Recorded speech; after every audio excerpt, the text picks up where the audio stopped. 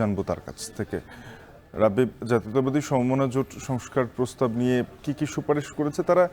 122টি সংস্কার প্রস্তাবের সাথে একমত হয়েছে, যেগুলোতে একমত হয়নি সেই প্রস্তাবগুলোর মধ্যে কি কি আছে জানাবেন। শাফিন, আজকে সকালেই শুরু হয়েছে জাতীয় ঐকমত্য কমিশনের সঙ্গে সমমনা যারা জাতীয়তাবাদী সমমনা জোটের যে বৈঠক সেটি এখনো চলছে এবং এই আজকে এই জাতীয়তাবাদী সমমনা জোটের নেতৃত্ব দিচ্ছেন ন্যাশনাল পিপলস পার্টির চেয়ারম্যান ফরিদুজ্জামান ফরহাদ।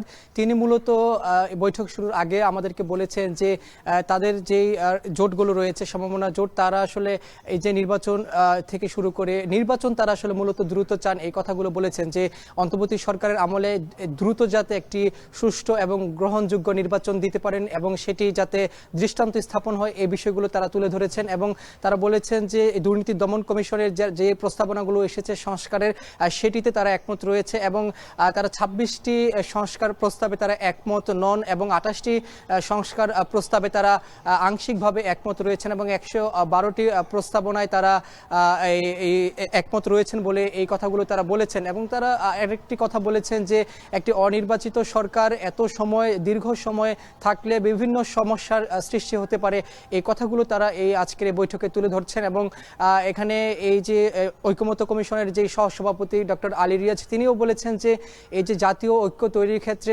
রাজনৈতিক দলগুলো যে সবসময় একমত হবে এই বিষয়টি নয়, তারা দ্বিমত থাকতে পারেন। তারপরও যেহেতু গণঅভ্যুত্থান হয়েছে, বাংলাদেশে একটি নতুন রাষ্ট্র বিনির্মাণে কাজ করছে বাংলাদেশের সকল রাজনৈতিক দলগুলো, সেক্ষেত্রে যারা রাজনৈতিক দলগুলো রয়েছেন তারা যাতে কিছু কিছু ছাড় দেওয়ারও তিনি প্রত্যাশা করছেন এবং প্রস্তাব তুলে ধরেছেন এবং দ্রুত সময়ের মধ্যে নির্ধারিত সময়ের মধ্যে একটি জাতীয় সনদ তৈরি করে একটি নির্বাচনের ব্যবস্থা করা হবে, এই কথাগুলো তারা তুলে ধরছেন এবং বলছেন।